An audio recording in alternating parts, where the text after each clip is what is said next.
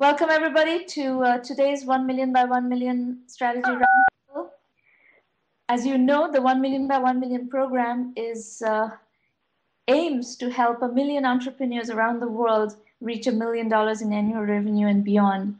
And the reason we have chosen to focus on this phase is because it's one of the trickiest, most challenging, most risky phases of an entrepreneur's journey. And there are very few resources which really do a good job of teaching what's involved in this phase of the business building process, and that's what we are aiming to do. So these roundtables have been happening for a long time. We have been doing these for 2.5 years. This is coming up to our we're almost done to 90 roundtables. We're probably just short of 90 roundtables. Maureen would be able to give you a more accurate number. So we have a lot of experience at this point of running these sessions and understanding what kinds of issues come back all the time. So one of the first things I'm going to announce today is the release of a new tool, a new module in the 1 million by 1 million program. And that is our self-assessment tool.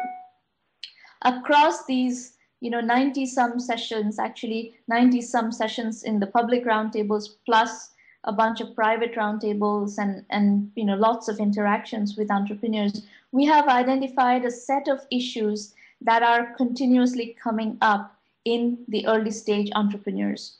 And the self-assessment tool basically takes you through these issues and helps you get your arms around those topics. So if you go to the 1m1m.sramanamitra.com URL, you'll see the 1 million by 1 million page, the home page, and to your right there are a bunch of buttons, and the third button from the top is the 1m1m self-assessment.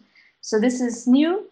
We very much would like to hear from you about how you're being able to use it. Just note that this is for the premium. In terms of the questions, anybody can use the questions, but you actually want to use the curriculum to address those issues.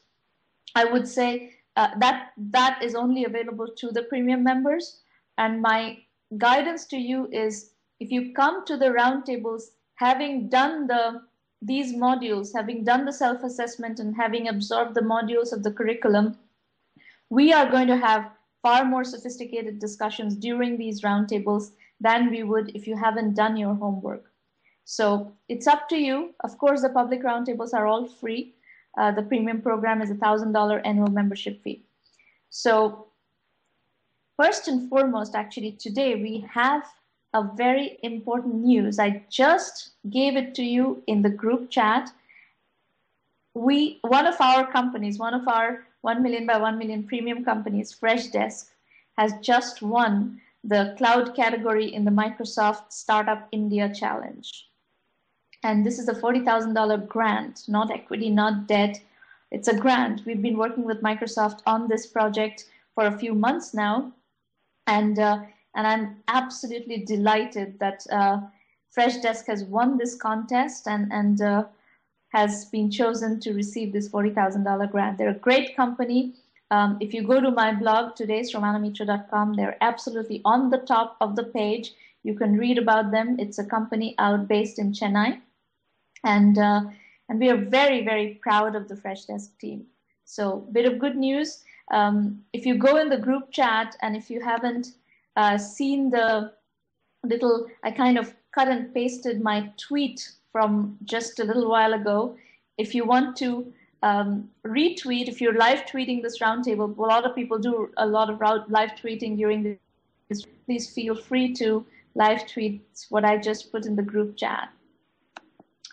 Now, the Facebook poll, I'm not sure if we have a Facebook poll today, but I guess normally we have a Facebook poll at our 1 million by 1 million page.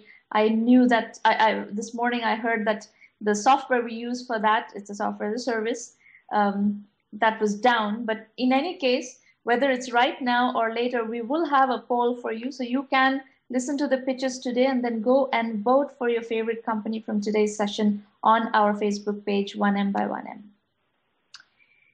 Okay, so The next item is our first pitch. We have 5 entrepreneurs pitching today. So entrepreneurs, please stay within your time guidance. We have 3 minutes for you to pitch, and then I'll interact with you for 5 to 7 minutes. So please don't go over. Try not to go over. And Daniel, if you could unmute your line and come and tell us what you're doing with Sharevolution, that would be awesome. Sure. Okay, so I'll kick off. Well, first of all, my name is Daniel McPherson. I'm the CEO of a small company called 7Cs, and we're focused on creating innovative SharePoint solutions. Sharevolution is probably our biggest one, and it's the world's first app store for SharePoint Online. Mm-hmm. So how do I progress the slides? Oh, there we go. Okay.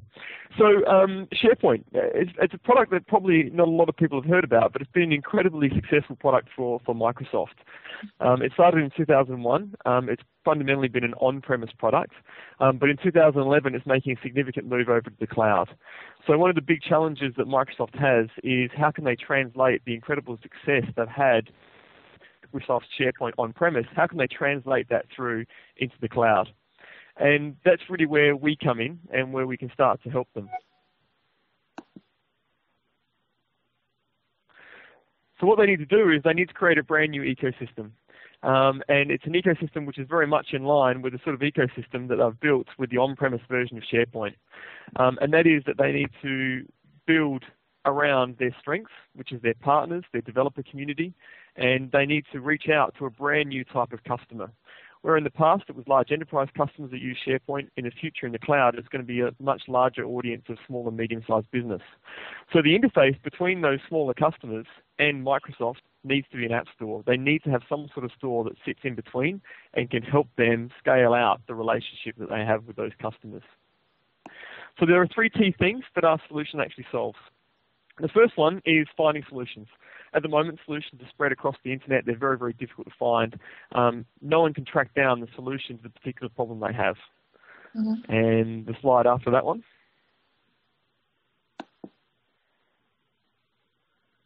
And then one more. So the second problem we solve is install. SharePoint is built to have lots of solutions, custom solutions designed for it and installed on it. But unfortunately, it's not super simple. Custom solutions today come with large documentation. They're inconsistent. Different solutions have different instructions you have to follow, and it's just too hard for people. So we make it one-click simple. We've built a set of technologies which make installing solutions into SharePoint as simple as doing a single click inside your browser. And that's a key differentiator, and that's what people come to expect from an app store today, and that's the expectation that's been set by stores that you're probably all familiar with. And the next one. And so this is probably one of the most important monetization. So we help people find the solutions, we help them install the solutions when they've found them, and then we also help them to monetize them. And this is really focused on the developers. At the moment, every developer has to create their own payment gateway, they have to produce their own contracts, and they have to work out just how to go to market with each one of these products. There's a huge range of different solutions which would be suitable for small and medium business, from, you can see a list of them there, but things like board of director sites, business performance reporting, classroom management, a whole lot of these different things. We make it simple for people to get into business. So Daniel, question here. You have already Sure. created the database of all these applications, all these SharePoint applications that exist in different parts of the world in this entire $2 billion ecosystem? No, because it's brand new. I mean, this is a real brand new space in that, only this year will Microsoft seriously be taking SharePoint into the cloud, and that's with the launch of Office 365.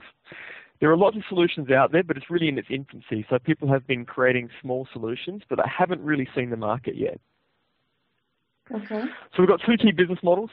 We've got both the business models are very straightforward, very simple. We're not innovating in business models. We're only innovating in terms of what we do with SharePoint. We have a storefront, which is the classic model where people will write a software, they'll put it into a store and they'll sell it to customers. We do a 30-70 split. And the second one is a little bit more interesting. That's a white label solution. So there's a lot of hosters out there that are having their businesses disrupted by Microsoft entrance into the cloud. So they're looking for ways to differentiate themselves. So we can help them do that by providing them with a store branded with their own company that they can then value add on top of the services they provide. So why is this a storefront that is coming from a third-party player as opposed to Microsoft themselves? I mean, if you look at the big app stores, they're normally coming from the vendors themselves, right? Apple Store and so forth. Well, it's an option. Android, of course, Google has got their own store, but Amazon's also got their own store. I think Microsoft should have a store. I'm surprised they haven't got a store. Google, their biggest competitor in the space, does have a store for their offerings for Google Sites. So at the moment, it's really just a gap in the Microsoft strategy that we're filling. I have to say I'm very concerned that this is going to, the moment Microsoft opens a store, this business is going to get completely washed over, right? Well, I think Microsoft coming up with a store would be one of the best things that could happen to us because SharePoint is an open platform. So we don't expect there to be one store to rule them all. We think there's lots of different ways you can innovate a store, much like the way that Android does. There's not a single person who owns the whole ecosystem in this space. So Microsoft coming to the space would actually legitimize it and would actually grow the number of solutions and the customers aware of what we do. And then because we have the white label offering as well, Microsoft can provide the overall store, but then we can work individually with hosters to provide an additional value on their service, which is their store. So we've sort of got a bit of a hedge there as to how the market goes. Okay. All right. So what are your questions? I think the biggest question we've got is around, how to bootstrap this vicious circle that we've got, this chicken and egg problem we've got, in that, we have a store, but developers don't want to put solutions in there because we don't have the customers, and the customers don't come because there's not the solution. So I think that's the biggest problem that we're working on right now, as to how to tackle that, which angle to come at it from. I'll tell you, I'll be very honest with you, Daniel. I have huge reservations about this business for a lot of the reasons that you're talking about, because I think you're at it's a point in the developed market where there aren't enough applications. From what you're telling me, I haven't studied the market enough, so I'm just reacting to what you're telling me. There aren't enough developers who are building SharePoint applications yet. It's not like an Apple situation or an Android situation where there are tons of developers building applications on top of this platform to warrant a store. It's a bit of the cart before the horse problem. Well, there is an incredibly large ecosystem on SharePoint today. It's just that it's on-premise. So Microsoft has over 4,000 partners developing. So are you going? That was my question. Are you going to be selling those applications in the store?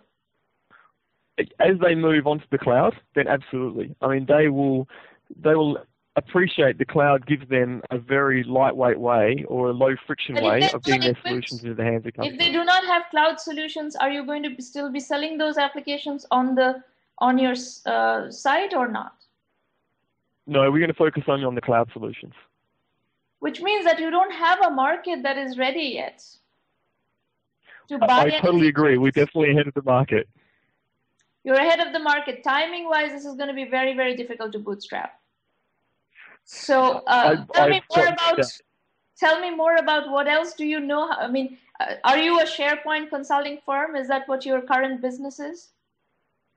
Yeah, I've been in SharePoint for about as long as you can be. I worked at Microsoft for 10 years, and all we do is build SharePoint solutions. So we've also been doing a lot of the innovating around the solutions that would be suitable for our store, trying to look for that killer app.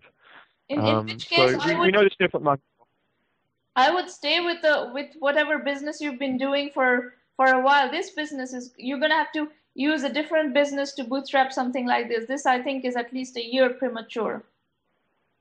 That's exactly what we're doing. Although the white label market, we're already piloting the largest SharePoint hoster today on that model. And so that's a model which will enable us to derive revenue a lot earlier than waiting for the broader store to come online. Okay. But I have to say I'm very nervous about what I'm hearing in terms of timing, because small entrepreneurs, if you try to bootstrap something and the market is not ready, you're too far ahead of the market, it is very, very difficult to survive that phase. So absolutely, it's a bit of a yeah, there's sort of a bit of a land grab as well. If you come in late, there's network effects that have already happened around getting the buyers and sellers in place that mean you can't get in there later either. So it's a bit of it's a tough one. Yeah, so the issue is that you're gonna have to bootstrap it with some other business. So my only guidance to you is that whatever business you're doing, continue to focus on that business and build that business so that there's enough cash coming from that business, and keep this as a kind of like a project on the side, so that you maybe you invest a portion of the profits or portion of the revenues in the other business into building this one, but you don't bet the farm on this one. I guess my I'm point pleased to is say that's what we're doing. Good. I haven't looked at this enough, but I'm not convinced about this business opportunity. No worries. Well, thank you very much for that feedback. You're welcome. Okay, Anupam, you're next. Please unmute your line. Thanks, Sramana. Good morning, everyone. This is Anupam Raje from Accelerate Technologies. We are a company based out of India. We deal in outsourcing primarily into KPO. We are based out of Lucknow region in India, and here a couple of links which you can see on your slides on your screen. I understand a lot about sales and marketing, and been doing it for various firms in my past, and been helping them. This is one of my venture, which after doing a detail of a lot of analysis about where the outsourcing industry is heading, we understand about the market. Being a recent research, if you can study it on the net from Everest, the market stands still at $5 billion US, and has an opportunity to increase it. You can increase its market by around 30 folds. So the market can be around like $150 billion US. About Accelerate Technologies, we started off last year. We were 3 people. Now we have a team of 20 plus people, and we are opening one more office in Delhi, which gonna occupy 30 plus people there. Maybe in by year end. We actually help companies in US and UK, so North America and the UK region, with their finance and accounting operations. So these are a couple of services, like we provide them accounting services, which includes account receivable, payable, bookkeeping services, payroll services, taxation and financial services to our clients. Been helping them. We actually target companies which are like $10 million US to almost $1 billion US. These are basically entities which are public traded and privately held. We are working in the industry as my companies from different industry which are into financial services, like CPA firms, media and advertising companies, IT consulting companies, travel and tourism, manufacturing, and even lately we have tapped retail industry as well. The location, as mentioned, most of these clients are basically from United States, Canada, and United Kingdom. The difference between Accelerate and the other companies that you can see in the market, we are a process-oriented company. Anupam. I don't see any difference in the market. I'm sorry, that is one of my questions, is what is the differentiation? You have 20 people working for you. How can you have such a broad target audience? It looks like very badly positioned market strategy to me. Okay, Sramana, the reason is that when you talk about the lead generation team, which is based out of India, well, the target comes like close to $300 million US, from 10 million to $300 million US. But when we talk about the sales channel which we are developing in US, with the support of this sales channel, we are trying to target companies which are like close to $1 billion organization. The reason is that we are trying to position here is we just don't want to be into the accounting services. We want to get into the financial service, where we can actually deal in buy and sell, portfolio management, equity management, stuff like that. So this is the second thing which we want to get into. But so that's not where you are right now. So if you want whatever it is that you want to do, you need to do it in a focused way. If you want to do what you presented here, that is not portfolio management. That is bookkeeping services and payroll services and accounting services and taxation services. Correct. That has nothing to do with portfolio management. And the customers are not the same. Whom you're selling to is not the same. Yeah, those are not the same customer. But what I'm saying is that the next level for Accelerate is to move beyond accounting services. I mentioned we want to get into the financial services side. So that's the only reason that we have a broad range of market segmentation that we have defined for us. Then you shouldn't even be in the other business. Well, because this is where as a small company, it is very difficult to build multiple businesses. You need to build one business and build it well. We're trying to actually develop this core competency here with the accounting services, and we want to actually move it to the next level, which is like more on the financial side. Okay, keep going. Okay. Yeah, so I need to actually mention about, as like you asked me that what is the difference between Accelerate and other companies. We are trying to actually differentiate ourselves with the actually helping our clients with the consulting model rather than just doing data entry for them. We actually help them with the process improvement. We actually help, being a small company, we still try to help them with the Six Sigma and Kaizen methodology so that they can increase their efficiency, and we also help them with automating their process, which in turn help them as like reduce the cost. Is this something you're actually doing, or is this something you want to do? Yes. No, we are doing. Sramana, I have a team of people who are doing it already. Can you tell me about a client where you're doing this? Sure. We have clients who are basically from the America and like these CPA firms. So as in like and when you talk about the retail industry, the company that we have, the client that we have lately, we have actually automated the process for them. And say they were using 6 people now, and after the automation of the process, we are just utilizing 5 resources for them.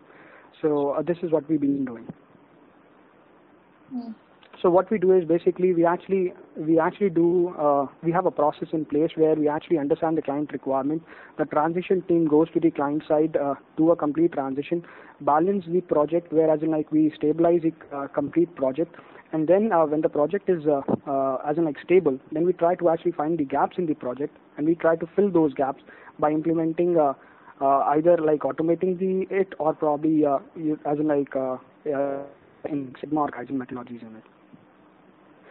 Yes, I guess there is a question in the group chat from Ram. I have people who have been working in US, and as in like that's how it is. The team of people are basically a couple of CPA from US, and there are a couple of people in India who are basically chartered accountant and MBA finance people with us.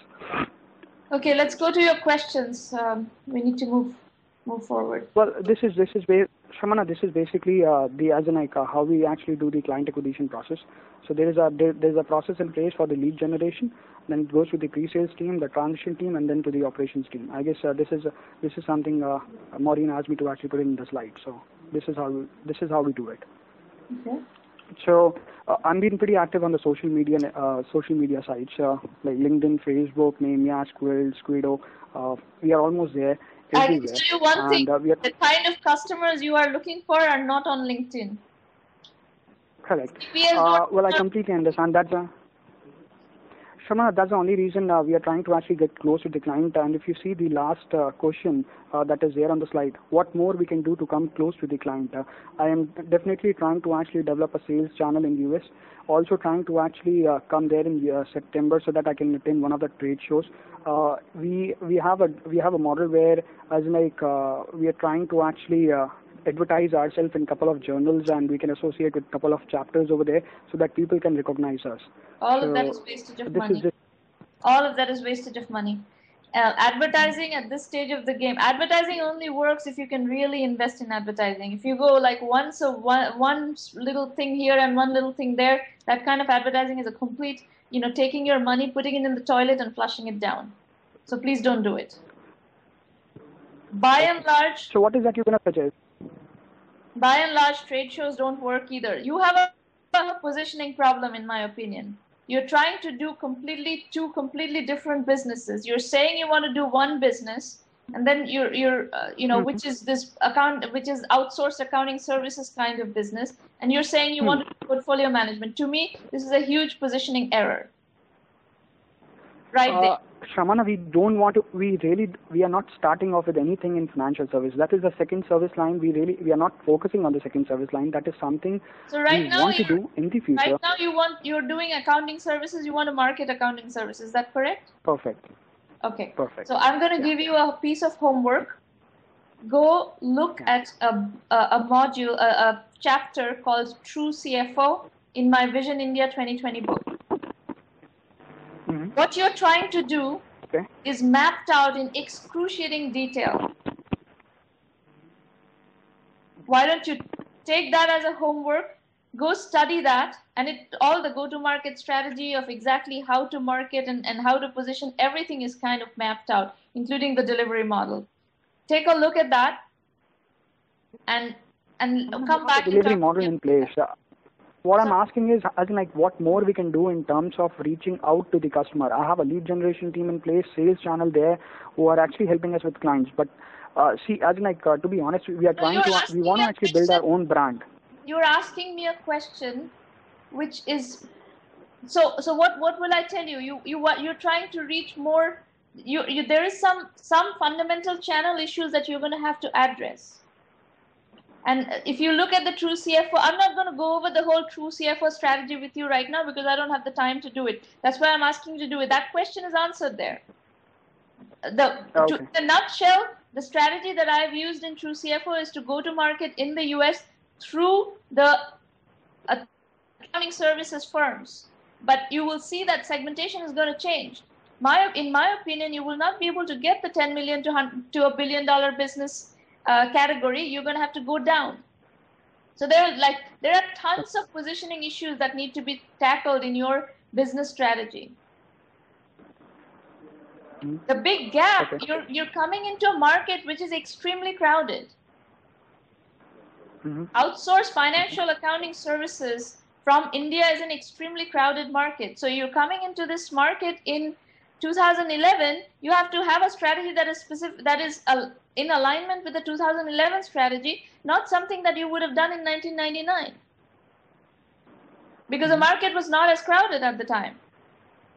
So you have segmentation issues, you have lots of issues here, so it would be a lot more productive for me to work with you if you go study the True CFO strategy and see what that makes you think. So you pay attention to segmentation, pay attention to go-to-market strategy, and come back and talk to me. Sure. Thanks, Shramana. You're welcome. All right, Hedy, your turn. Hi. Pleased to meet you. So, the slides. I'm sorry about this. I just need to coordinate how the slide. Okay. And then how do I? Sorry, I'm really being a bit dumb here. I'm clicking the slides over. No, I am moving the slides. So just keep going with your presentation. When you need to move the slides, you can tell me. I'll move them for you. Okay, perfect. Thank you. So my tab is designed around addressing a fundamental problem in online travel, that no loyalty exists because users are predominantly focusing on the price. So it's timely and costly looking for the lowest price, and people hunt around for days and to a certain point weeks looking for the lowest deal. Last minute high prices deter the users from making bookings. Say, for example, the World Cup last year, they lost 20% of the revenue because the prices were so high, and by the time they reduced them, the user was disillusioned and didn't travel. Reward miles have blackouts and restrictions, and miles and cash cost a third more than if you were actually going to pay for a deal in cash. And group travel organisers not only have to recoup the funds, but they never recoup the full amount of funds. So with MyTab solution, we're working on that we are all pretty much insane because we are repeating the same problem every single time we are looking for travel, which is searching for the lowest deal again and again. So a bit further down, MyTab solution is based on letting us set up travel wish lists that friends can gift cash towards each other, and giving a portion to our favourite charity once the booking's complete. It's a way to gift, save, plan, share, and book travel. So moving on to the next slide, how it works. Users go to My Tab and integrated through Facebook platform, they can shout out, hey, my birthday's coming up, put it on My Tab, so their friends can gift them cash for travel. Or the user can think, okay, I've got a friend down here, the birthday's coming up, I can see it on My Tab integrated through Facebook platform. I'm going to be proactive in gifting them cash because I know they want to go on a trip. So you can also set a My Tab. Hello? Yeah. Oh, sorry, Sramana. Sorry. So you can set a My Tab username so non-Facebook friends can also gift and be gifted. So the whole concept works really well for something traditional as birthdays and weddings, but it also works really well for fundraisers, school trips. The user then saves more cash if they want to, and they can plan and share or group reminders and trips in a very simple format. And then you can either search My Tab with Powered by Expedia for travel, or we can match their cash, the savings that they have, to the trip destinations. Once they're booked, they can pay forward to an eco-charity. We'll have 5 featured, which is optional, and the user then shouts out on the Facebook wall thanking the friends for helping them get there. So the commodity is that we are operating a gift card platform business model within travel, and we have unique data on the users and their friends' travel plans. So switching now to the next slide, the industry. Group adventure travel has never directly been addressed apart from niche individual businesses. It's a $100 billion industry. With a total travel industry of $704 billion, My Tab is going for the users who have the more disposable income and are more social media, they are more into crowdsourcing and social media, which is Generation X, young boomers, and mature travelers. And we have just launched, but we're now starting to build up on an accumulation of PR, marketing, social media, affiliate partnership development, and social media viral tractions. And then moving to pretty much near towards the end of the slides, the competition. It is a typical case. It's everybody and nobody. The first row includes the details of gifting individual gift card websites, but they're pretty much competing with retailers, high street retailers. The next tier down and lower from this are the ones that would be My Tab's ally. We can work with any travel supplier or online travel agent with the Match My Cash system. So they can be then bargaining to be able to get the best deal that they can get for our users based on supply and demand, alongside the user being able to just generally book travel. And then pretty much now moving on, we founded in August 2010. We are doing ongoing focus groups, but have done series of in-person, online, and surveys. We launched a few weeks ago, bootstrapping by myself, and we've had some great validations by the founder of Priceline, the founder of Travelocity, one of My Tab's advisors, Ken Swanton, who's online, offline travel veteran, and American Express Travel. And we have then finally down the team, which is myself, Verenda, who is our CFO, 2 coders, 1 full-time, 1 part-time, an advisory board that's mixing from technical down to media, down to travel and finance, and our affiliate partners, which includes our eco-featured charities that we'll be developing within time. And then the last part is my questions, which runs right through to the end, that I have for you. And I'm prioritizing this. Maybe the last part will be actually question number 5. Did you find My Tab easy to comprehend based on my presentation? Is that the question you want to? Well, yes, I'm working back to front actually, because when somebody had mentioned earlier it wasn't in a sequence of asking questions, I decided that I would maybe jump the bullet and ask the 5th question first, if that's okay. Okay. The answer is no. I think your presentation needs a lot of improvement, and I think it's a bit all over the place in my opinion. So as far as I'm concerned, the value that actually speaks to me the most is the value of kind of crowdsourcing these gift funds that people tend to waste in buying random useless stuff into travel budgets for people who are passionate about travel, and especially young people with limited disposable income. For them, I think it's kind of an interesting value proposition that they can create this kind of travel fund, and you could instead of giving gifts to, it's like a gift registry of some sort, Yeah. but it's a travel gift registry. Well, yeah, the objective is that it's a value system based on accumulation of money coming in. If it's $20, you'll spend it anywhere, but if it's going towards travel, the value proposition switches to where do I really want to go with this now, as it accumulates in amounts. So I would, you said a lot of things. The beauty of a presentation is in saying very little and being able to get to the essence of the value proposition. And I don't know if I hit the essence of the value proposition right, but that, to me, in everything that you said, that was the piece that was the most interesting. Okay, that's actually our objective, so that's what I need to develop all the rest of it, donating to charity, blah, blah, blah, all that is completely useless as far as this stage of the game is concerned. So that's one feedback. I have a slightly different feedback, which this My Tab brand doesn't work for me. It sounds kind of uncouth to me. I can't ask somebody, and I don't think it works psychologically for somebody to ask people to put stuff on My Tab. That just does not sound right. So I think if you want to do this business, you're going to need to change the brand. Then the next thing you need to worry about is your segmentation. If your primary value proposition is creating some sort of a gift registry for travel budgets, you would need to look at a segment for which that is important.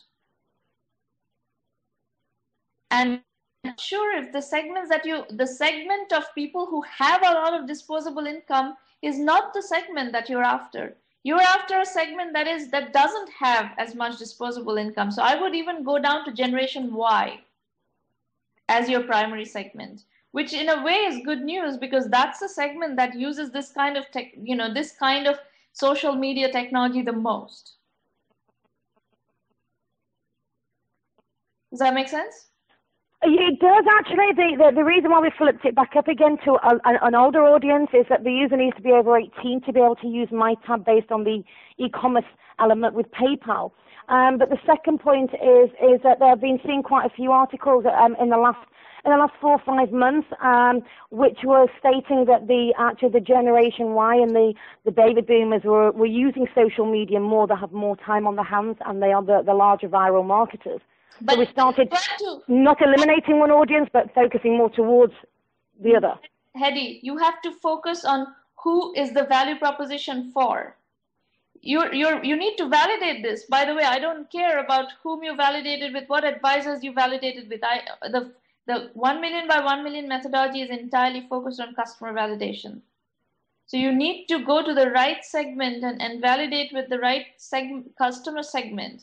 So if Generation Y is the audience that has the maximum value proposition, so that if this is helping young people with low disposable income raise kind of travel funds of some sort, they are going to reach out to their family members, maybe uncles and family friends and people who do have disposable income, and ask them to, instead of giving them birthday gifts or whatever gifts, Christmas gifts, donate towards their travel. So your primary user who is creating the viral effect around this is that Generation Y with little money, with low disposable income. The money, actual money, is going to be coming from people in Generation X and baby boomer, online savvy baby boomers and blah, blah, blah. But the people whom you are marketing to are the Generation Y who are actually strapped for travel budgets. That's whose problem you're solving. Does that make sense? No, it absolutely does make sense. I'm also more on the level that if you're working from, say, a gift registry, a wedding registry, you're doing a fundraiser, so it's not just always the more like the poor student who wants to go on a trip. I advise you not to go there at all. You should focus on just the travel funds and nothing else. Doing 5 different things with 15 value propositions for a bootstrap company is death. You're going to die in the vine before you have have a chance to do anything meaningful.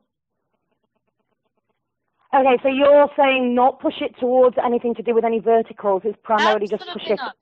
Just stay squarely focused on this travel value proposition and build your entire business just around that. Don't do anything else. Okay, that's really interesting. You think that the rest of it will just start evolving and growing from there? Sorry, I didn't catch that. you think you were saying that just focusing in on the travel sector. Okay, no, that's interesting. Thank you. I would not do anything else. All right. The next. Do I have time for another question, or am my time's up? Be very quick. You're almost done. Okay. Go ahead. Okay. Well, I'll just bump over then the very last question, which was the average scale. I know this is a very wide question, but the average scale of traffic numbers for an e-commerce startup over the first 3 months. Is this is? I know it's an incredibly broad question, but do you have any insights into that? Yeah, it's too broad a question. I can't answer it. It's too broad. I'd rather not try to answer it in a minute. Okay. All right. Thank you so much. You're very welcome. Bye. Harshil, you're next. Hi, Sramana. Hi, everybody. I'm here to talk about Career Daba. My name is Harshil Parekh, and I'm the founder of the company.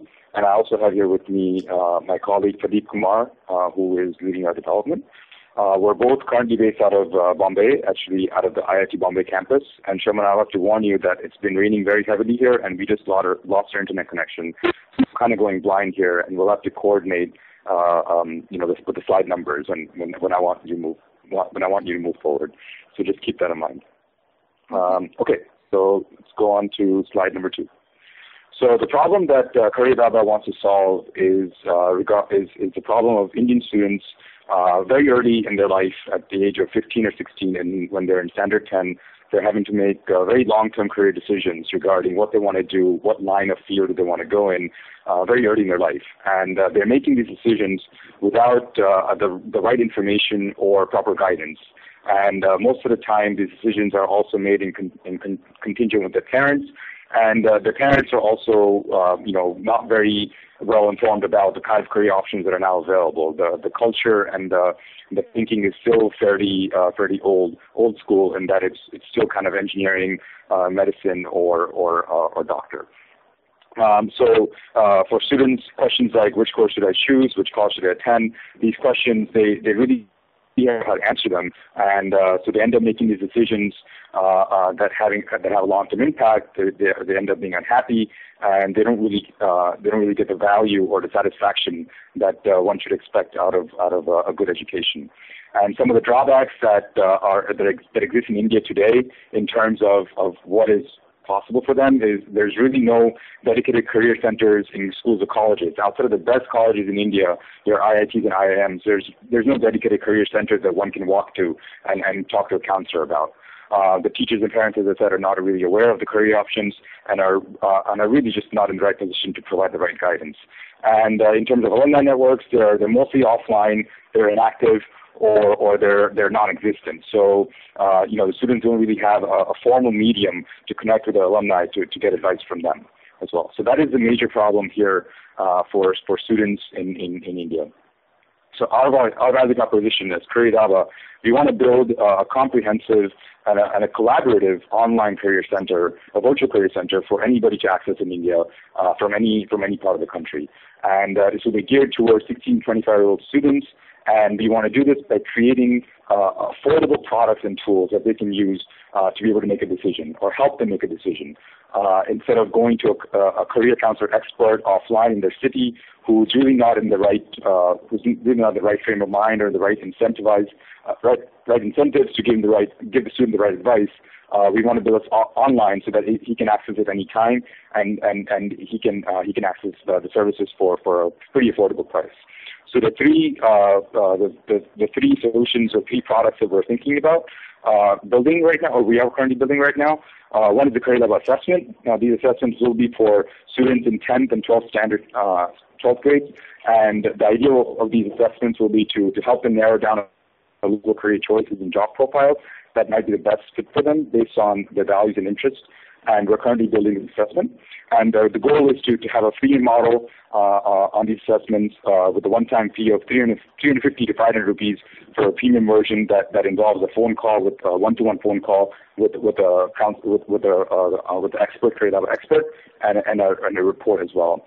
And the second product we're building right now is a college recommendation engine. So it's a very funny thing that if you actually want to find a good college, let's say in Karnataka, that has a good hotel management program, there's really no tool out there for a student to use to be able to find that. So we're building this college recommendation engine that would allow the student to find the right college based on his academic constraints, his financial constraints, and his geographical constraints. Students here want to think about how far they're going to be going away from home, how much do they have to pay for fees, and what kind of scores have they gotten on their entrance exams. And based on these constraints, they want to be able to find the right college for them. And there's really no solution for that, a comprehensive solution for that right now. And a third one that we're also building is a trust network. The trust network. The idea of the trust network is to be able to connect them to people who they trust. So people from the same hometown and people from the same college are the people that the students are more likely to trust because of community closeness, community trust, and being from the same college or school would be an academic trust. So that's our value proposition. Next slide. In terms of where we are right now, we have been coding and developing for the last 6 to 8 weeks, and the products that we're building right now is, as I said, the assessments, and the flow of the way this is going to flow is that the student takes the assessment, and he now has a list of narrowed down list of choices, his career choices and job profiles that are right fit for him, and he has a career path that is mapped out on the assessment tool. And then based on that tool, he can then use a college recommendation engine that we have created to be able to make an informed decision on which college he should go to. So that's the current flow we're working with. And in terms of our timelines, we're hoping to launch our MVP in September with the assessment, at least a version of the assessment, a college recommendation engine that involves data from 3 states. So we're thinking of Maharashtra, Andhra Pradesh, and Karnataka, because those are the 3 most advanced and progressive states in terms of education in India. And then have a very basic network that will allow the students to be able to connect and then with people from their hometown and from their college. And post-MVP, we have listed some other things that we want to do, such as assessment in other languages, because that is very key in terms of reaching students all over India for whom English might not be the first language. So next slide. Okay, I've got it. Your time for pitching is kind of over, so I'd rather give you some feedback before we spend more time for talking. So my first reaction to this is you have too wide a segment. 16 to 25-year-old is a very broad segmentation. The issues that a 16-year-old are dealing with are very different from what an 18-year-old are dealing with. 16-year-old is trying to decide what stream to adopt, what stream to go into, what kind of careers they want to go into. If you want to go to that segment, your product will look very different. An 18-year-old's product is the college. I think what you're talking about is a vertical search engine for choosing the right college based on parameters. That is a product for the 18-year-old completing high school. That's a very different product. And how you recruit customers are different, right? These are, so my point is, I would rather you chose one or the other. And I don't care which you choose. You need to do the comparative analysis. I've seen in these roundtables, I've seen other college vertical search engine kinds of businesses. So you're not the only one working on that. So I would I would suggest you do some comparative analysis and see, what are the options, what are the gaps or how you position and so forth. Having said that, you probably are at a stage where there is no clear winner in that segment yet. So you could consider do the vertical search engine for the colleges, and that may be all you do. What my problem with what you present right now is that there are too many different things here. If you're talking about an assessment, an assessment for a standard 12 and a standard 10 and a standard 12 are very different products. So if you're going to do... So right now we're targeting only standard 10 assessment, just for clarification. So down the line, a version of the standard 12 assessment. But yes, initially only standard 10 because that's the first decision-making point for the student. Yeah, but this is also, from a positioning point of view, this is the wrong choice. If I were doing your product strategy, I would do the standard 12 assessment and the college vertical search engine, because those two are selling a product to the same customer. The standard 10 assessment is selling to a different category of customers, and customer acquisition costs are one of the biggest challenges of building a business. So if you acquire a customer, why would you not sell them the same? Your product strategy is wrong. Does that make sense? Okay. Yeah. Right? So yes, okay, you can do the trust network for the standard 12 students and connecting them into the other people who have gone to a college of their choice or a college they're considering. All that flows. Everything will flow if you cut everything else out and just say that your product is for the 18-year-old who is going through the process of applying to college, making decisions of where to apply, you know, what kind of decisions go into that particular choice. Right. Everything will line up. Right. If you decide to go for the 16-year-old, then everything needs to line up to that 16-year-old. Product strategy, customer acquisition strategy, go-to-market strategy, everything needs to line up to that segment. Right now, you have a broadband. Got it? I see your point. Absolutely. You know, so the assessment, the way we're building this assessment is that we'll be bringing on board somebody who's from the background, from an assessment building background. So changing from 10 to 12 is hopefully not going to be too big of a change. But having said that, what about just in terms of the product flow?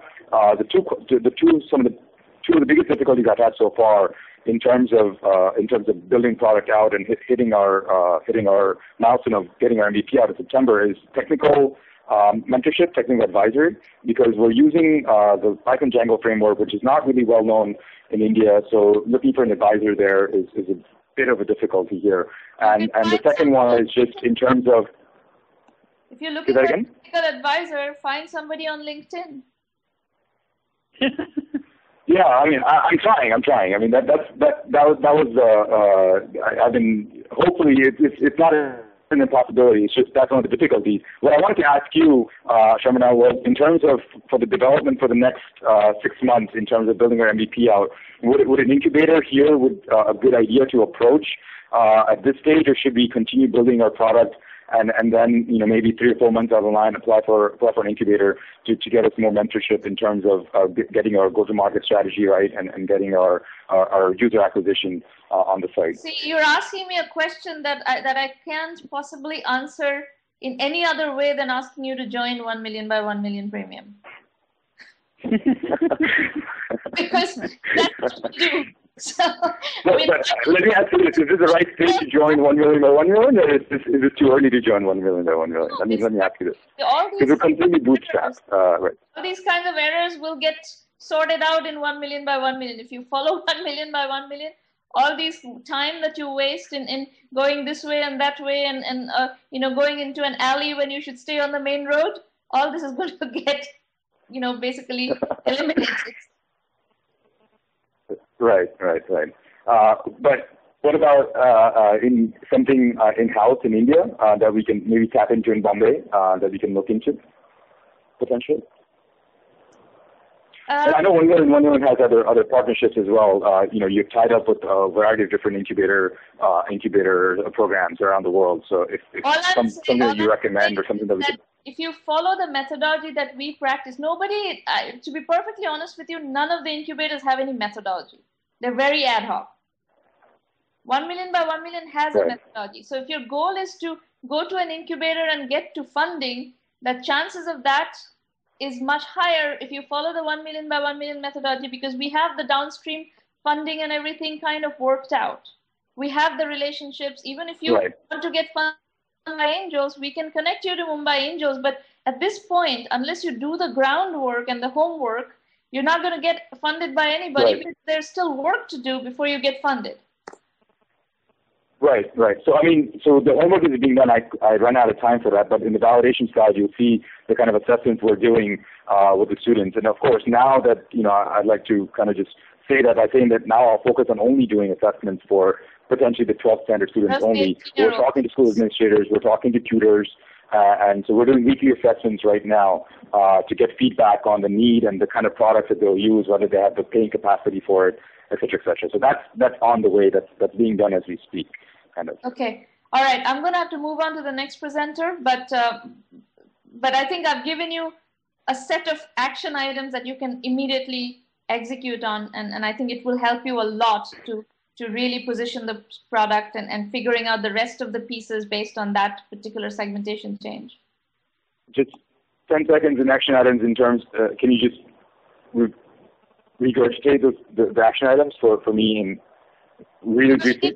You're going to need to do your entire product strategy based on the 18-year-old. You're going to need to replan your entire customer acquisition strategy based on that 18-year-old, and those are the two primary: validation strategy, product strategy, go-to-market strategy. Everything needs to get aligned to the segmentation change that we just did. Okay. Thanks a lot, Sramana. Okay, last presenter, Fortunato. If you can come online, unmute your line. Test mic. Hello. Yes. And you are from Barcelona? Yes, we can hear you. Yes, from Barcelona, Spain. We're a clean tech company, so it's quite different from what the other people are presenting. Yeah. I'll go right away to my presentation. So we are a materials company. We produce nanomaterials from rice waste, called aerogels, and it's an insulator, mostly used as an insulator, but we have other applications for the aerogels. Next slide, please. Can you move on to the next slide? Yeah. Okay. So this is how we make money. We make the aerogels from rice waste, and then we sell the aerogels that we made from the rice waste, and then we license also our technology that we have to major insulation producers of the company. So we also develop other products that we can. So an example of our customers of the product that we produce is Caldwell Corporation. They are using the aerogels to fill in their polycarbonate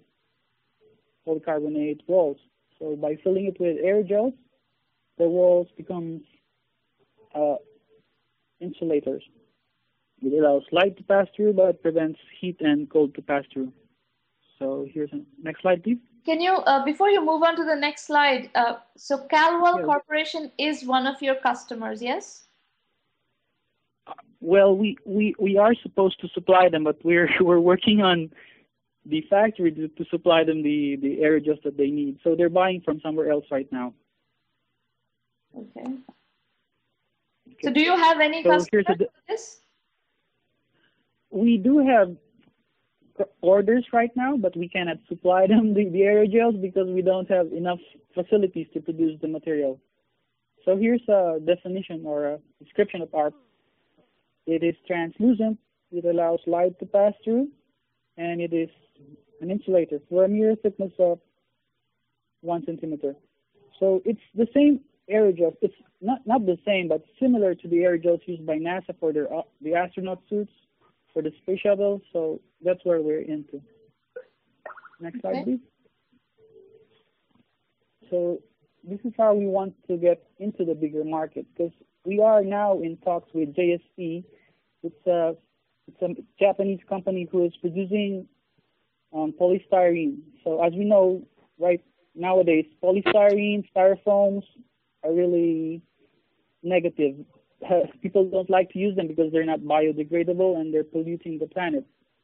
So JSP is looking into the possibility of using our product as a substitute to their polystyrene. We're working with them right now.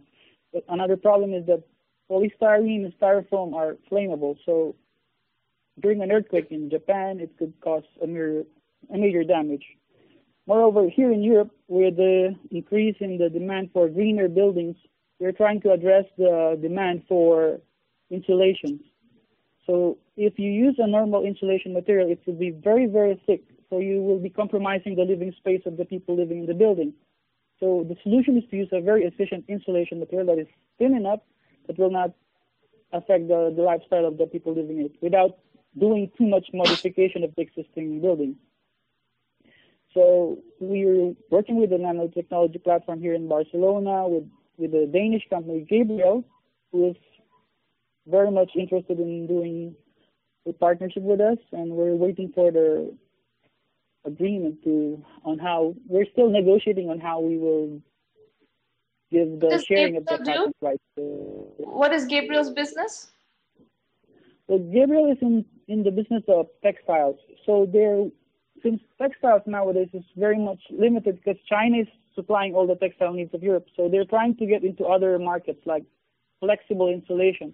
By incorporating our aerogels to their textiles, they will be producing flexible insulation that could be marketed here in Europe.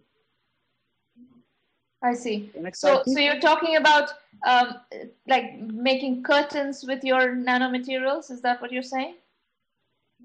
Blankets, more like blankets that are thin but strong enough to resist the heat and the cold. Okay. So let's say Gabriel decides to work with you. How does that work? So they give you an order for some volume of your material. How do you propose to fulfill this order? Because earlier on in your presentation, you said something about you don't really have the facilities to be able to deliver against the orders that you have got right now. Can you talk more about where exactly things are? Yes, we are in talks with the Spanish producers of rice here because Spain is a very strategic location to supply the raw materials. So by doing an agreement with the Gabriel, the Danish company will be investing with the Spanish rice producers to build a factory here in Spain. So basically, we will be like a technology partner under the financing firm, and then they will be the marketing distribution system as well. The Danish. Who's going to the Spaniards can only supply the raw materials. Who's going to invest in the factory?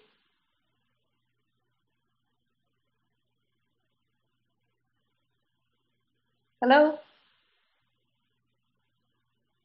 Did we lose him?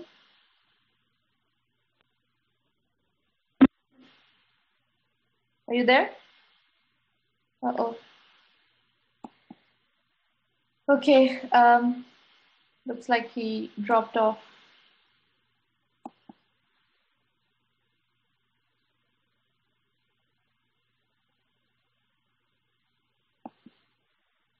All right, I'm going to move on to the next segment of the presentation, and if Fortunato comes back online, we're going to try to tackle his questions later on in the show.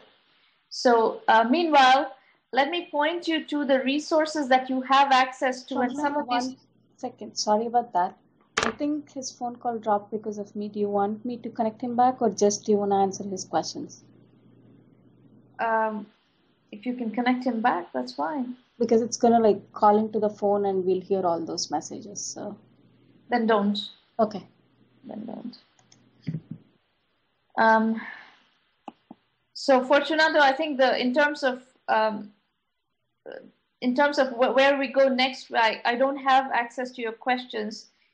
So if you can come back to the room and ask the questions in group chat after I'm done with the next segment, that would be great, since we have lost you on the call. Meanwhile, folks, those of you who are trying to understand the 1 million by 1 million program, and I know many of you are attending for the first time, and many of you are observing what has been going on with 1 million by 1 million. We've been quite high profile for a while, and you're trying to understand the nitty-gritties of how we work. So this, a lot of it is described in the 1 million by 1 million site, 1m1m.sramanamitra.com. Now, in terms of what you have access to, you have the blog, which is completely free. So sramanamitra.com is a completely free resource. Whatever you want to take out of there, you're very welcome welcome to do that. Then you have the Entrepreneur Journeys book series and Vision India 2020. There are 5 books. Entrepreneur Journeys is a series of case studies and analysis, and to some degree it starts synthesizing the methodology of 1 million by 1 million. But Entrepreneur Journeys came before 1 million by 1 million. So the extent of work we've done in 1 million by 1 million is significantly more advanced in the curriculum. I'll talk about that in a minute. But in the book series already, you start to seeing the methodology to some extent. So the books are available on Amazon, Kindle, and Flipkart. Yeah, Flipkart in India. And the books are Entrepreneur Journeys Volume 1 for inspiration and overview. Entrepreneur Journeys Volume 2, that's Bootstrapping Weapon of Mass Reconstruction. Entrepreneur Journeys Volume 3, Positioning, How to Test, Validate, and Bring Your Idea to Market. And Entrepreneur Journeys Volume 4 is Innovation Need of the Hour. So you will you'll start to get a sense of the methodology by studying the books as well. And the blog is at sramanamitra.com, as I said. Now, in terms of other free resources, these roundtables happen every week. As I said, we are almost at like 90 roundtables at this point. We have almost done roundtables every week for a long time. Next week, we'll have a roundtable on June 30th. And then we have 2 weeks off. And then we'll be back on July 21st. So I'll give you the dates of the upcoming roundtables in a later slide. And these roundtables are free. The maximum value you'll get out of them, however, is if you get some of the basic methodology down and then use these live sessions to talk to me about more advanced topics. Right now, I'm constantly conversing with you about very basic things, which you could have got offline. You will not get that many slots to talk to me. So if you want to spend that time that you have access to me live better, I would suggest you do the preparation for it before. Like the self-assessment that I talked about at the very beginning of the session is a very good thing to go through before actually coming and doing live sessions with me, whether it's public roundtables or private roundtables. Now, the premium program is a $1,000 annual membership fee. It consists of an extensive methodology guidance for lean, capital-efficient, bootstrapped entrepreneurship. We have an extensive curriculum. If you spend 50, 60 hours on this curriculum, you come out on the other end of that a much more sophisticated entrepreneur than you are currently. And it's geared, it's very focused, very specific, and it's a combination of case studies and video lectures. We also do a bunch of business development, a lot of strategy consulting. There are private versions of these roundtables. These are basically strategy consulting sessions. And we also help with financing. And we do a lot of PR. We do a lot of connecting of the dots. Just today, this company, Freshdesk, I was talking to you about earlier at the very beginning of the session, that just won the Microsoft grant. It's a $40,000 grant. And it's not debt, not equity, it's a grant. These guys have just got $40,000 worth of free money, but in preparation for that, they worked with me extensively. The presentation that they delivered at Microsoft, was a very well thought through strategy. And we published an incubation radar profile. If you go to my blog today, you will see their incubation radar profile, which is also very well detailed out. We work with them extensively ahead of time to get all the pieces of those, all those strategy pieces together to be able to present such a compelling. And then I send that profile to about a dozen investors. We got responses and interest from about 8 of them. Of course, not all 8 are going to get to the next level of detail or will pass through their due diligence and so forth, because they have different criteria of investment. But 8 out of 12 is very high hit rate from a financing interest point of view. So these kinds of things we can do for you, but you're going to have to follow the methodology and use the program and do your part, because there's a tremendous amount of work that you need to do for all this to move to a point where we can really help you. We will help you with the knowledge and the guidance. You have to do the actual work. So if we work together, I am confident that we can highly, impact your business. But it's like a gym membership, as I keep saying. It's like a gym membership. You have all the equipment in the gym. You have the trainers, you have everything, but you are going to have to go to the gym and do the work. And that's exactly how 1 million by 1 million premium works. So the website is 1m1m.sramanamitra.com. We have a curriculum, we have free public roundtables, private roundtables. If you're looking for a written description of what to expect from the premium program, this, on the top right corner of the black bar on top, you have the premium program description. There's a whole page of that. As I said, the methodology is lean, capital efficient, bootstrap startups. We also have discussion forums. Inside of the curriculum, you have 7 core curriculums: bootstrapping, positioning, market sizing, customer validation, financing, customer acquisition, and team building. And then you have electives. Electives are aligned with the trends of our industry today: Web 3.0 and e-commerce, cloud computing and business solutions, outsourcing and consulting.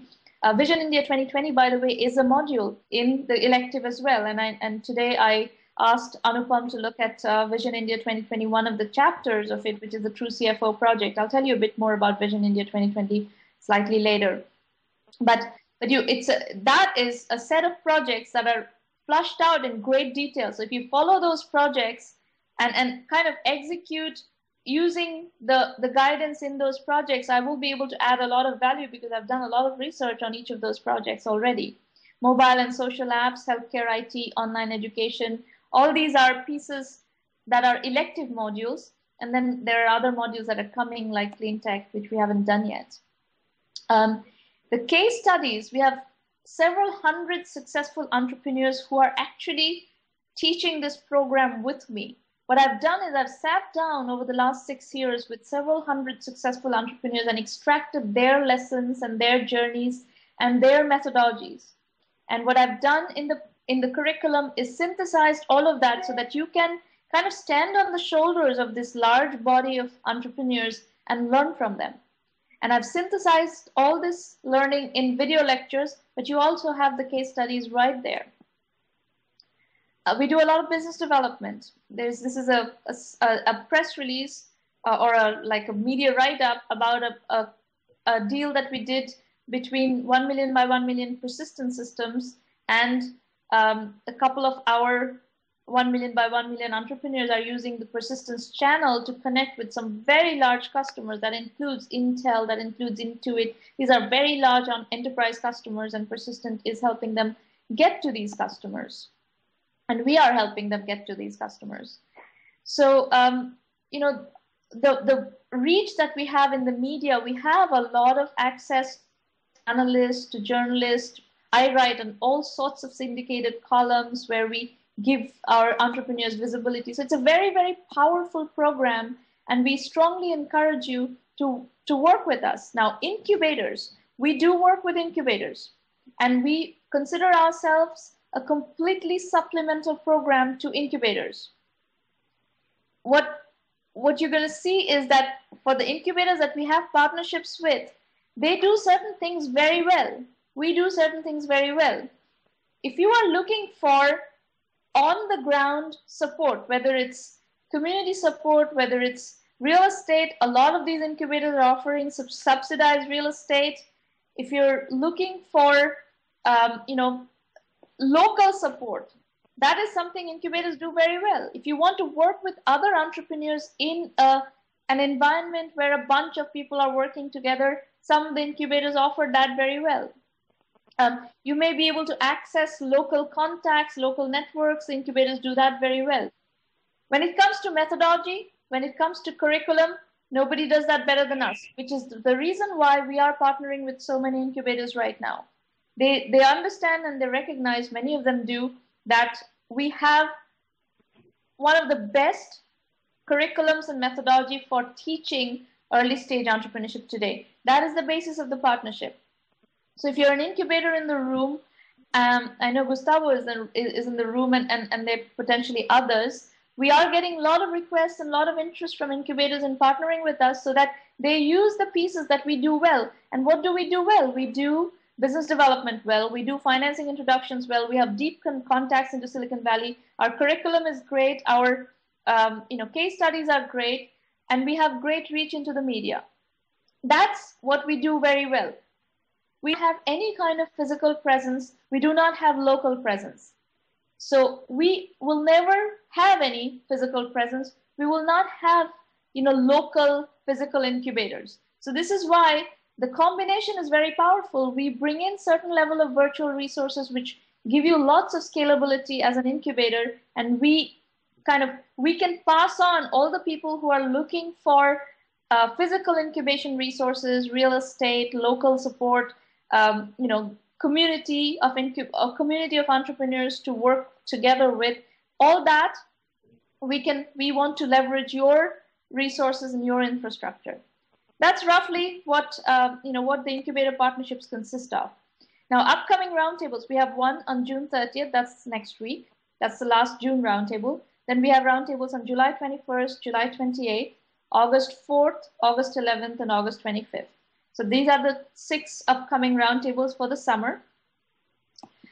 Vision India 2020, I told you I'll talk to you a little bit about this book. This is a book that actually outlines the business plans for 45 business ideas. And it's written as fiction set in 2020, looking back on building these companies. So this True CFO company that I talked about in the Accelerator presentation is actually an accounting services business in a business process outsourcing mode using India's low-cost resources, but it uses like small towns, second, third tier towns, or even rural BPO as the delivery model to really take advantage of a different cost structure than what exists in the market today.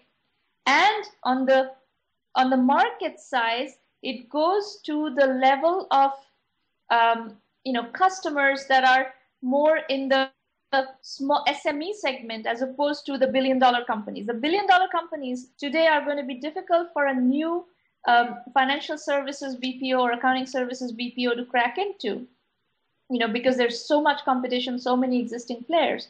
But if you go to the SME segment, especially the small business segment, it's a completely underserved category in any meaningful format. There are individual freelance resources. There are small companies. If you go on Odesk or Elance, you'll find lots of those. But a systematic brand, a brand that really focuses on that segment, uses the channels that normally work with that segment, that is the opportunity in financial accounting, business process outsourcing today, I think.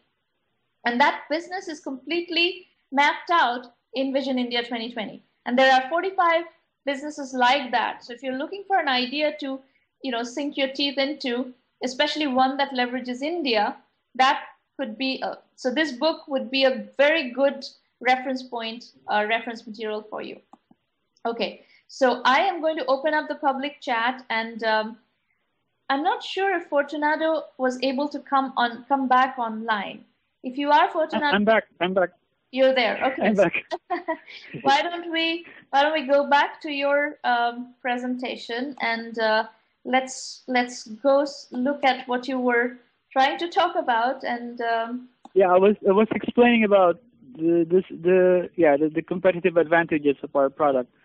As from the slide, you can see that our aerogels are more better than the Cabot's Nanogel and the Aspen Aerogel, and far more better than the Japanese polystyrene and the Danish rock wool. So it's because we are translucent, so dual energy savings. You can save in illumination and heating in homes. So the greener the building is, the better the insulation we are. So these are the barriers to the entry. The process of producing the aerogels from the rice husk has been patented, and we're working on renewing this PCT application. So hopefully we will be not running out of time to renew the patent. And so the most likely exit strategy is if one of these companies like JSP or BASF could acquire us. But we're working on other applications of aerogels that are more profitable. So, Fortunato, let me ask you a question. How do you right now? Do you have revenues in the company? We are working on the grants that we got from JSP. That's the only revenue, and we're waiting for another grant from Gabriel. So you're working on research grants, basically. Yes. So we want to commercialize, but Spain is now in a very bad position for, as you know, the currency crisis. The Spanish economy is really bad. So it's really a waste if we will let this patent go away for just expire. And so while we're waiting for Gabriel, we would like someone from the United States would come in and be an angel for us, you know. Okay. So so let me put back that question to you. What are you using resources like LinkedIn to connect with people in your field? I mean, I'm not in your field. I'll be very honest with you. I don't know anything about nanomaterials. I can teach you how to market this product, but I, you know, if you're looking for somebody to acquire the company based on their knowledge of nanomaterials, that's not us. That's we do not qualify. Oh, it's all right. It's all right. We would want to be a company under that company, but it would be nice to meet someone who could acquire us, not necessarily as acquire us, but let us grow for a while. You know, I'm trying to say. But my objective in joining this one-on-one is to get feedback from you on the presentation that we made. If it's really attractive enough for the investors to present, are there comments that we can improve our presentation? Well, you know, in terms of investor presentation, this is not really an investor presentation at all, because it doesn't have something very fundamental to what investors look for, which is a go-to-market strategy. You can never have any discussion with an investor unless you have a go-to-market strategy. Now, that's something we can, in 1 million by 1 million, that's one thing we do very well, is help you develop a go-to-market strategy, and you know, we can teach you how to build an investor presentation if that's what you're trying to do. But right now, the way it stands, there is no go-to-market strategy in this business, and that without that, no investor is going to look at it. It was part of our slides, but it was I think we have a slide about that, but it was not presented. I can tell me which slide it is. I can go back to it. It was eliminated by, anyway, the go-to-market strategy is that we initially start with the construction industry, but then this slump in the construction industry is really low, so we're more into the rehabilitation of existing buildings. So Gabriel will be supplying the installation for existing buildings, so it could satisfy the energy efficiency requirements of the building codes. So that's the initial market. It's hard to expound on it. That's not a go-to-market. But anyway, that is just a potential target audience. It's like not even validated. So I guess my feedback to you is that you need to work on your go-to-market strategy. Okay. Thank you. All right. Okay, folks, my group chat is open. I will take questions from the audience while you guys are typing in questions in the group chat. I'm going to go and thank our various partners in different parts of the world. Today, the partner that I want to thank first and foremost for having pulled off a very successful Startup Challenge Grant, which is the BizSpark Startup Challenge Grant.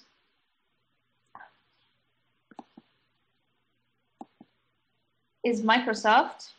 We have had a very interesting last few months of working with Microsoft and the companies that we have been coaching to apply for the Microsoft BizSpark grant. And as you know, Freshdesk has won the grant, which is a 1 million by 1 million premium company.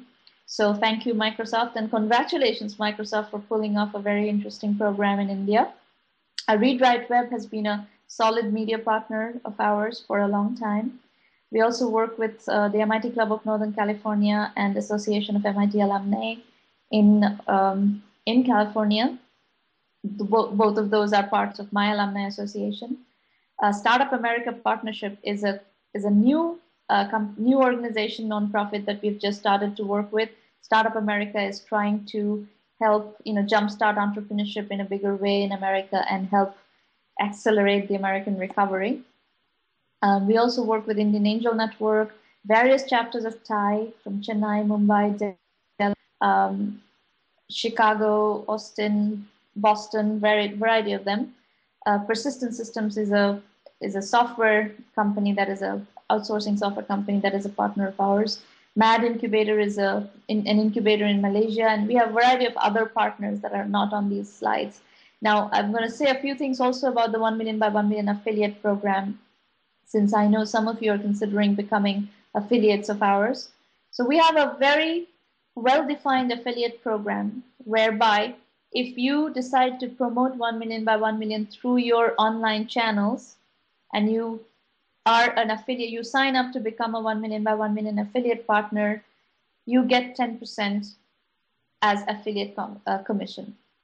And anytime during the 12 months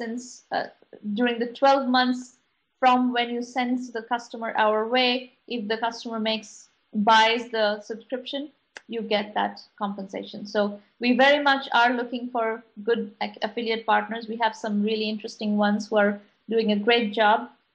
Eileen Maram is doing a great job in Israel, for instance, and I don't know if any of you are here from Israel today, but I know that Eileen is pushing 1 million by 1 million, promoting 1 million by 1 million in a big way in Israel. So please feel free to join us. And of course, thank you, VView, for being our wonderful technology partners. We are thrilled with the platform generally.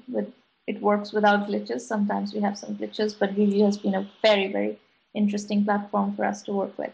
Okay, so any question on the public chat for me?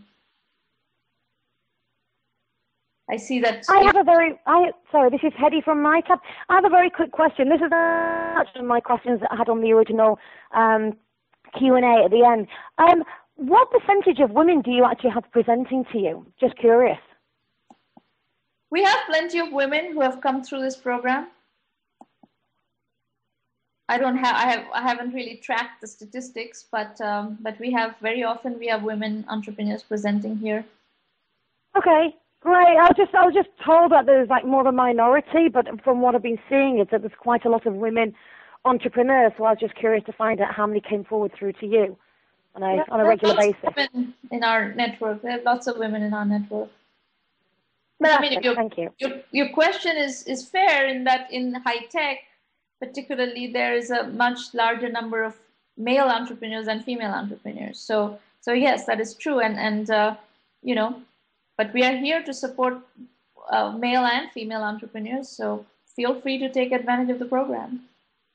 Okay, thank you.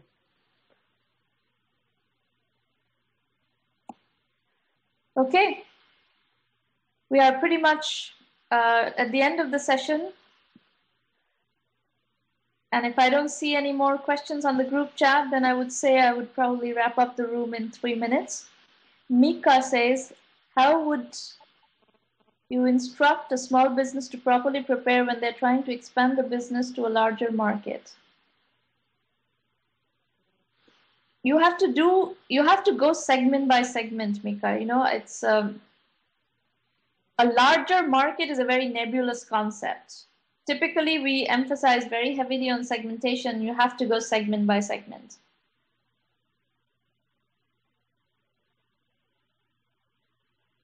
Thank you, Fortunato. He says this is a very nice program. Congratulations to 1M by 1M. Thank you. We appreciate that.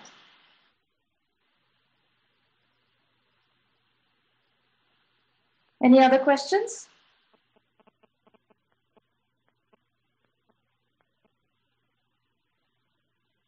Larger in terms of locally and possibly statewide. Mika, it's very difficult to answer these questions in the abstract, so I suggest you come and present and let's have this discussion in context. I don't like to answer questions like this in broad terms because I really don't know what you're asking.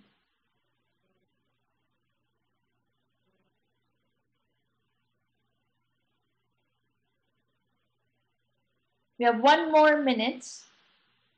We definitely will close the room at 9:30 a.m. Pacific time. Shivraj says, I'm a newbie here and this is my first session. I love reading your blog posts and hope to present my idea to you someday soon. Excellent. Good luck to you, Shabraj.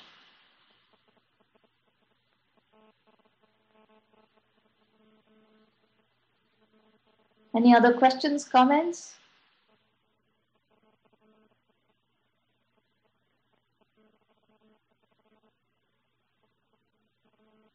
Thank you, John. You're very welcome, Ramki. Okay, folks. Goodbye then. We'll see you next week on June 30th. Same place, same time, 8 a.m. Pacific time. And thank you to the 1 million by 1 million ambassadors who are in the program today for helping field the questions. Irina, I saw you were taking a lot of questions, and Ken, I saw you were tweeting. So I look forward to seeing you next week. Bye-bye, everybody.